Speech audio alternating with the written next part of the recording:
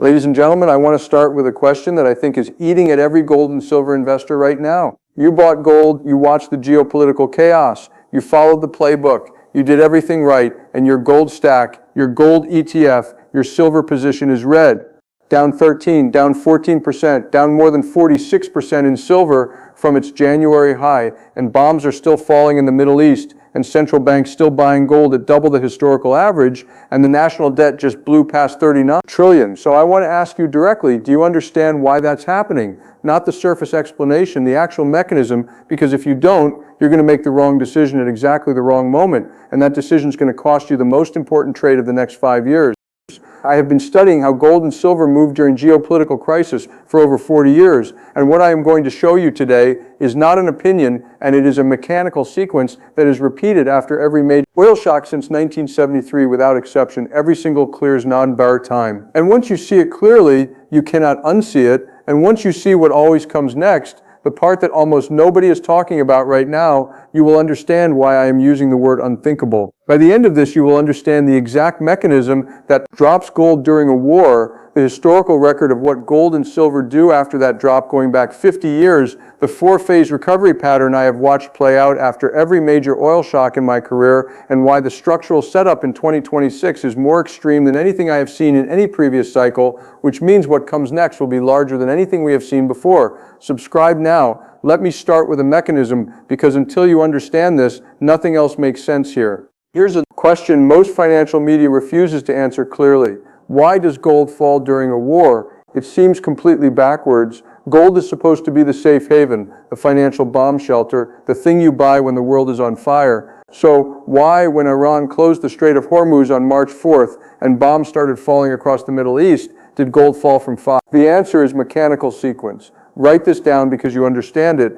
You will recognize it every time it appears, and you will never be caught off guard by it again. Step 1, a geopolitical event causes an oil shock. The Iran war drove Brent crude from 75 GFS to above $11–12 per barrel in 3 weeks.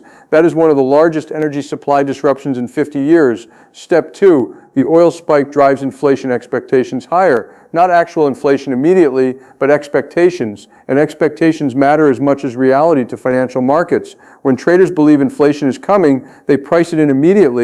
Step 3, inflation expectations prevent the Federal Reserve from cutting rates. The Fed had been signaling rate cuts as a possibility. The oil shock ended that conversation. Fed funds futures now show virtually no probability of a cut before late 2026 at the earliest. Step 4, if the Fed cannot cut rates, bond yields stay elevated or move higher. The 10-year Treasury yield is currently at 4. That is the level at which a risk-free U.S. government bond guaranteed by the full faith and credit of the United States pays you 4.39% annually with no credit risk, no volatility, no storage costs, zero. Step 5, when bond yields are at 4.39%, the opportunity cost of holding gold, which pays nothing, rises significantly. Institutional capital does the math. Some of it rotates from gold into Treasury bonds. Step 6, simultaneously, global investors seeking safety by U.S. Treasuries. That demand for dollar-denominated assets strengthens the dollar. The dollar index rose above 100. A stronger dollar mechanically suppresses the dollar price of gold because gold is priced in dollars. And when dollars are worth more, it takes fewer of them to buy an ounce. 3 headwinds hitting simultaneously, all 3 caused by the same oil shock that should, by every conventional understanding, be bullish for gold. This is why your gold is red while the world burns.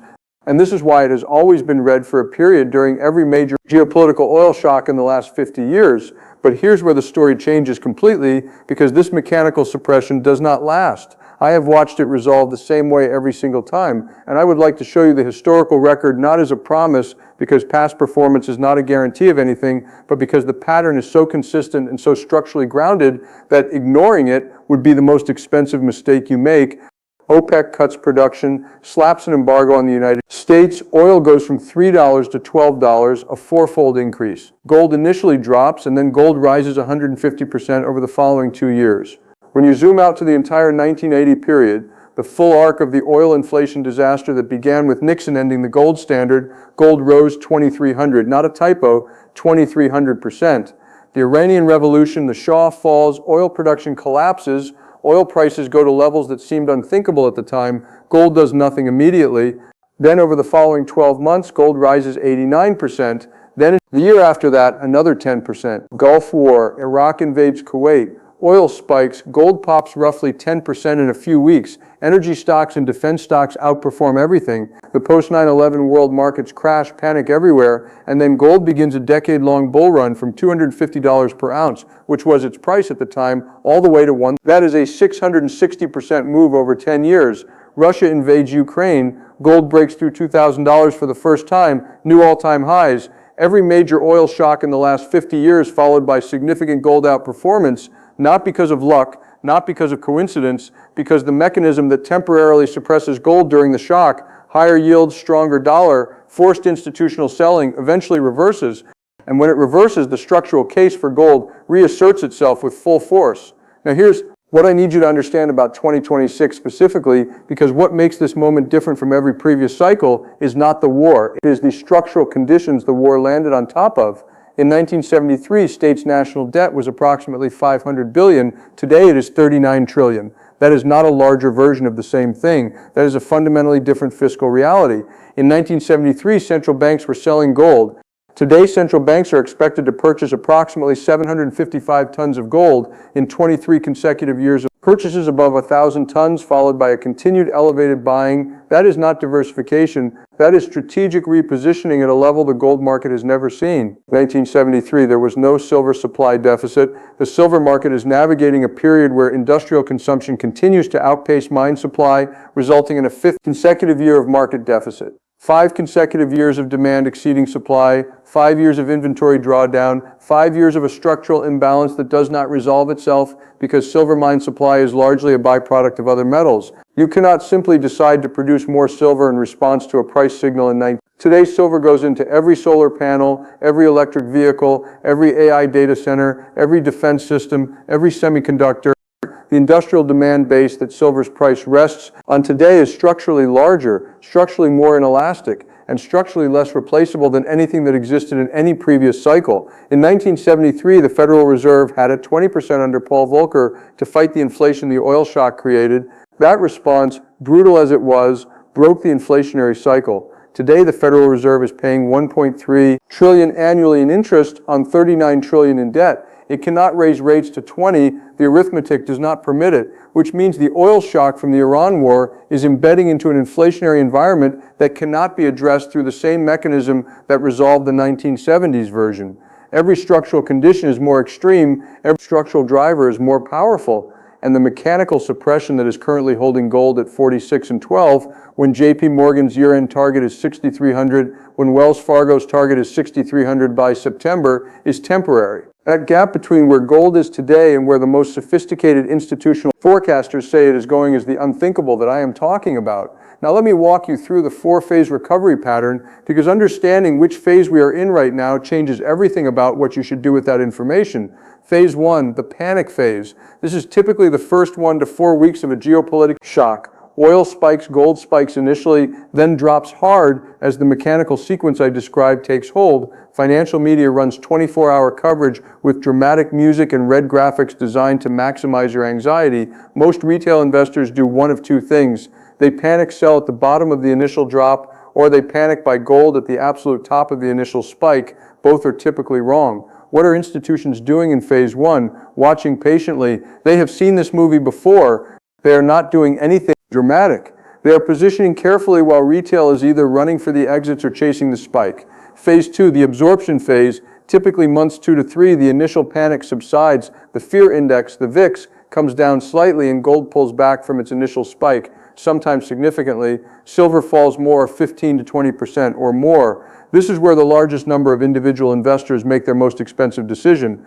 They look at their portfolio, they see red, they read a headline about gold being broken or failed as a safe haven, and they sell. In my 40 years of watching markets, I have seen this happen after every major crisis, and in every case it was the worst possible time to sell. Not because I'm always right about what comes next, but because phase 2 is almost always the bottom, and selling at the bottom is how investors lock in losses rather than participating in recovery. Phase 3, the structural bid phase. Typically months 4 through 18, the broad market begins stabilizing. The panic-driven institutional selling that depressed gold in phases 1 and 2 exhausts itself. the structural buyers, central bankers who are buying regardless of the short-term price, institutional investors rebalancing into real assets, retail investors who are finally comfortable enough to re-enter begin accumulating. Gold finds a bid again, not the panic bid. From phase one, the structural bid backed by the forces I described. Central bank buying, supply deficits in silver, the debt dynamics that make monetary debasement eventual inevitability. Miners begin leveraging up on improving gold prices, and energy infrastructure stocks rally as oil supply disruptions are priced into the medium-term outlook. And most retail investors are sitting on the sideline having sold in phase two, too scared to re-enter, watching gold make new highs and telling themselves they will wait for the pullback. The pullback may never come. Phase four, new all-time highs, typically month 12 onwards, sometimes extending 2 to 3 years.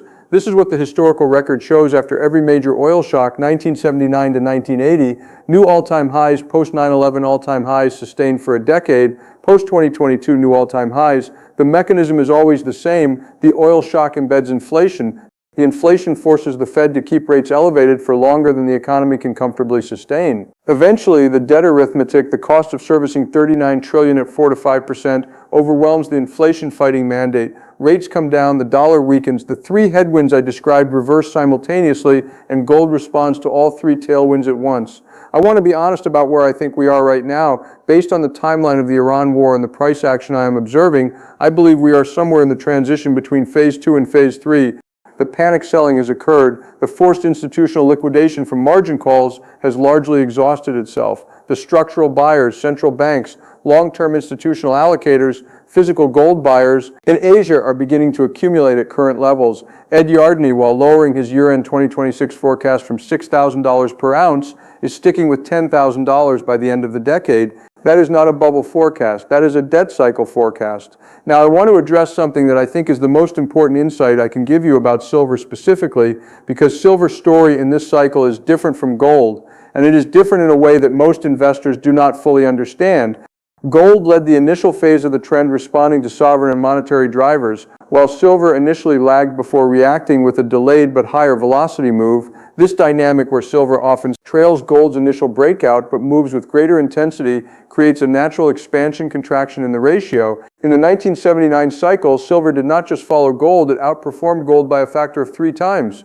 Gold rose approximately to its ninth. Silver rose from roughly $5 to $50, a tenfold increase. Silver is both a monetary metal and an industrial metal. In a crisis, the monetary properties drive the initial move, but as the crisis embeds into the economic system, properties add a second engine that gold does not have. In 2026, that second engine is more powerful than in any previous cycle. Solar panel installations worldwide require silver as a conductor, and that demand is not price sensitive at current levels because the cost of silver is a fraction of the total system cost. Electric vehicle production requires 60 to 80 grams of silver per vehicle compared to 15 to 20 grams in a conventional car. AI data center cooling systems, defense electronics, satellite communications, all of them require silver, and none of them can readily substitute other materials without significant performance degradation. And then there is the supply constraint. The market is navigating a period where industrial consumption continues to outpace mine supply, resulting in a 5th consecutive year of market deficit.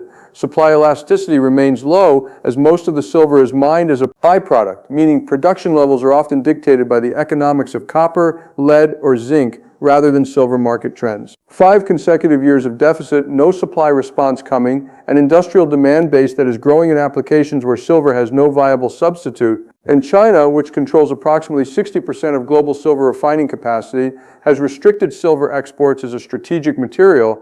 When the monetary bid returns to silver, which the historical pattern says it will in phase 3, the industrial demand that has been running continuously throughout the crisis period adds to it rather than subtracting from it. That combination is what produces silver's characteristic pattern of lag, and gold on the way up, and then overtaking it dramatically. Let me close with the 2 indicators I am personally watching to identify when the reversal from phase 2 to phase 3 has fully arrived. The first is the US dollar index, currently elevated above 99 due to the petrodollar demand surge created by the oil shock. When the DXY falls back below approximately 97, the primary mechanical headwind on gold prices diminishes. This will happen when oil stabilizes, when alternative supply routes through Saudi pipelines and the Maridi bypass infrastructure absorb enough of the Hormuz disruption to reduce the emergency dollar demand that the oil shock created. The second is the 10-year Treasury yield currently at 4. When this falls back below 3.5%, the opportunity cost argument against holding gold weakens to the point where institutional rotation out of treasuries and back into gold becomes mechanically favorable.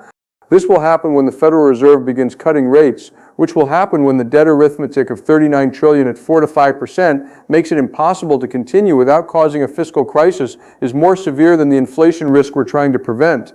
These two indicators will tell you when the mechanical suppression is exhausting itself, the war news will not, the daily oil headlines will not, the financial media's 24-hour cycle will not. Watch the dollar, watch the yield, everything else is noise. Wells Fargo Investment Institute has lifted its year-end 2026 gold target to $600 an ounce, up from $4. JP Morgan forecasts $6,300 by year-end. UBS has increased its target to $6,200 by September 20. These are not retail investor wishes. These are the research departments of the institutions that manage more capital than any other entities on earth.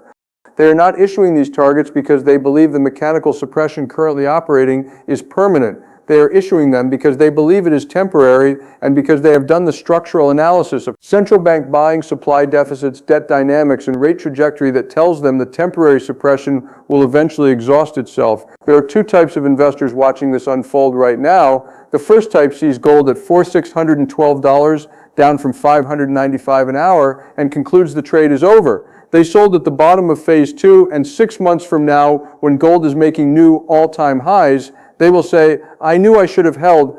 The second type sees the same price and thinks phase 2 absorption, mechanical suppression, structural setup more bullish than at the top, and they accumulate quietly, patiently, while the noise is at its loudest. I have watched both types of investors across every major crisis of the last 40 years. I know which type builds wealth, and I know which type watches it happen from the sideline. The unthinkable is the move snorts that is coming in gold and silver when phase 3 begins in fall. Not unthinkable because it has never happened before. It has happened after every major oil shock in 50 years. Unthinkable because the structural conditions underlying it are more extreme than anything I have seen in 4 decades of watching these markets. More debt, more central bank buying, more silver deficit, more industrial demand, more fiscal constraint on the Federal Reserve. Watch the dollar, watch the yield, be patient, and do not let a phase 2 sell-off make you miss the moves that every major institution on earth has already calculated.